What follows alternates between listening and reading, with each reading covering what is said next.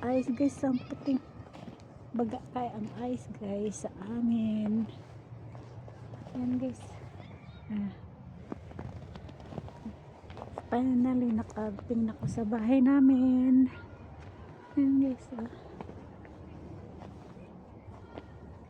Pauwi na ako sa bahay from work. Thank you Lord. Yan ang ice guys. Baga ng ice guys. Pwede mag halo-halo. Ayan grabe ka baga sa ice.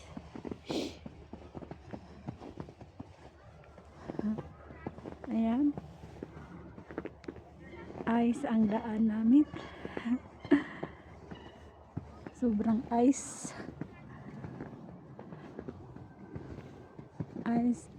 Ice. Yan puno ng ice.